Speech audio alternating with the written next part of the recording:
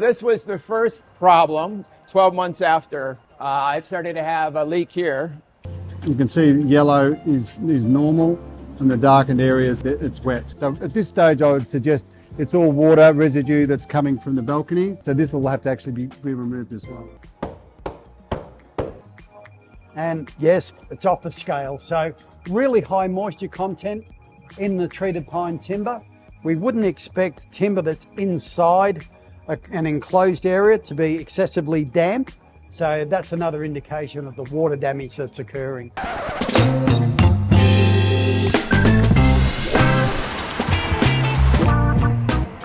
Well, more or less a nightmare, a legal nightmare. I mean, myself and our neighbors, we had no idea what we were doing. Fortunately, we got the right legal advice, and we went through the VCAT and other things, and we found out through the insurance that the builder had to be either deceased, missing, or bankrupt, so we had to bankrupt him. And thanks to Jim's building inspections, we were able to get an inspection and get an itemized list of every single one of the defects and how much it would cost. And so he took that to VCAT and got that ruling in our favor.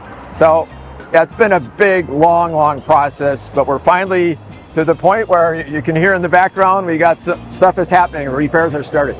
Oh, well, I mean, it was all beyond me. All these building terms I didn't understand, but Phil and the gang, they all went through and they itemized, defect by defect, both sides. We have the leaky balconies on this side, other side with leaks and everything. And so he went through and got all it with all the terms that I don't know. And so when you're in over your head and you don't really know you just know it's wrong because there's leaks, but you don't know where it's coming from. It's good to have people that are experienced, know what they're doing, and are able to tell you what's going on. No, I didn't see any need. Why would I get a building inspection when it's a brand new build? I mean, in order for it to be there, I'm assuming it all had to be up to code and pass inspections and all that. And then to find out there's all these defects. I mean, it's just riddled with defects. How is that even possible?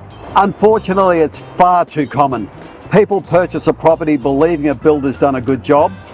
They buy it in good faith, and then they find out problems start to emerge. Often those problems are small things. The builder might react by sending out a trade to do a bit of silicone work, for example, put a patch on it.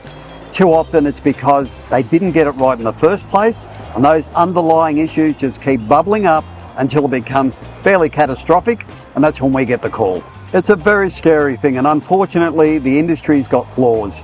We rely on builders to do the right thing. We believe they've got the skills and the competency. People take shortcuts. That might be the trades at the lower end, but it's the builder responsible for managing those trades. The Victorian Building Authority, they've got oversight, but they've got very little enforcement power. So we see problems reoccurring time and time again.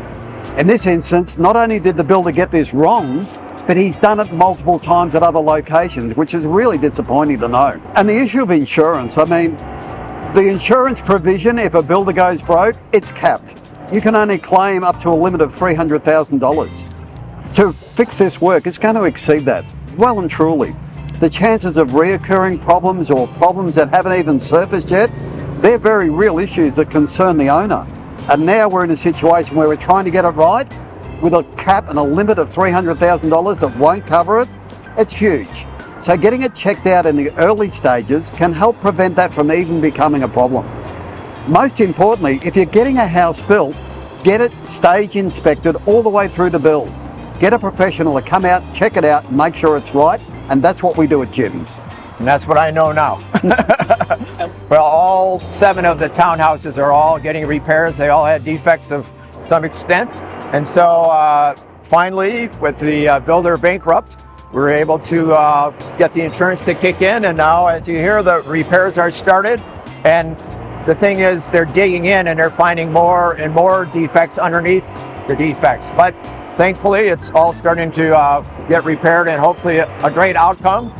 And we'll see what happens. So what we want to capture here is basically, we're taking the plaster off. You can see the moisture that's coming in, the staining, the timber decay that's developing. This is hidden normally behind the plaster. We can't see that. What we can see is a bit of dampness on the plaster and then a bit of mould. And that's what we originally started looking at. So now that the demolition works have started, the builders come in, they're taking the plaster off. on the surface, they're removing the tiles. They'll have to replace this cement sheet product as well, which is a substrate. That'll all have to be taken out if we're going to do this job properly. So over here we can see the staining that's been occurring with moisture getting through, and the impact it's had on the timber where these major structural elements have been compromised.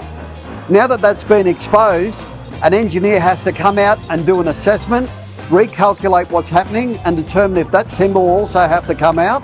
And if that happens, there could be extensive rework, which means taking the balcony right back to absolute zero and rebuilding it again.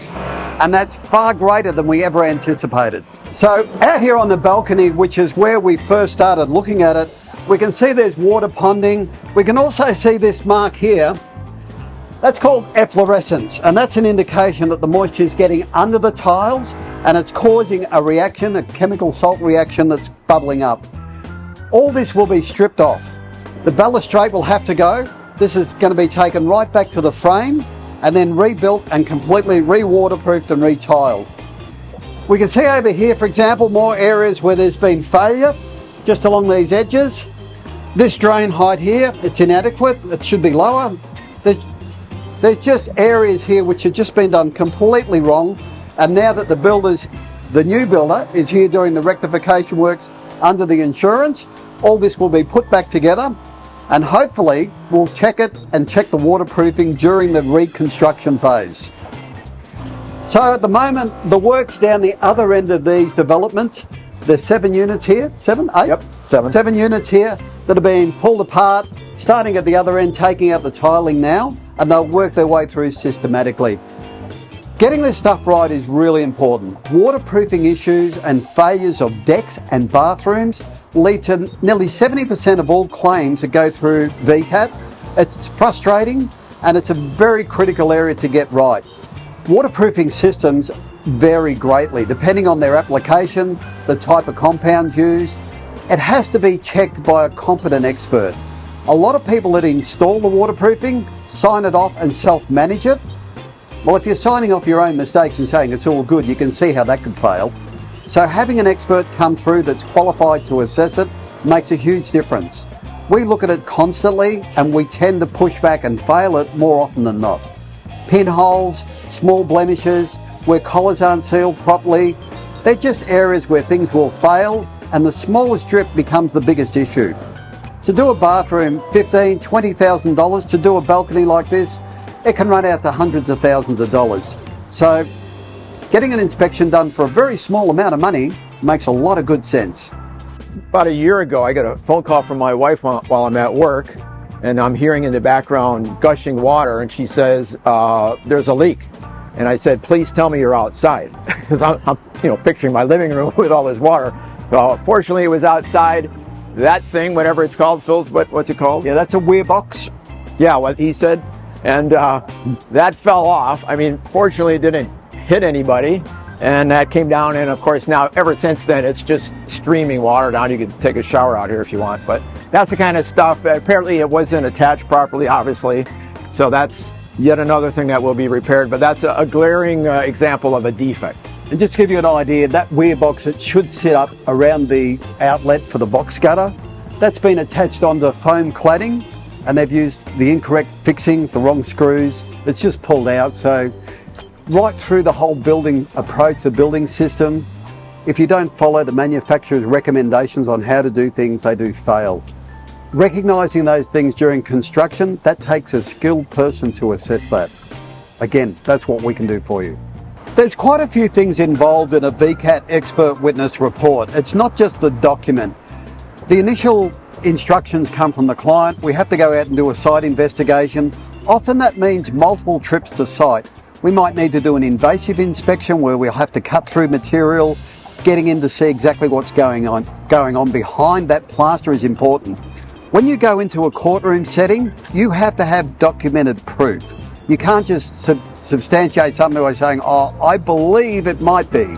It's got to be done by an expert who's qualified and knows how to perform and produce the evidence. Winning any matter in court comes down to evidence-based and the judge's assessment. So the judge determines based on how the information comes across, and that's the skill of VCAT expert. When it comes to doing an inspection, going backwards and forwards multiple times, it doesn't just stop there. Clients need help. They don't work in this normal realm. We have to go backwards and forwards, and we have to explain things, step them through the processes.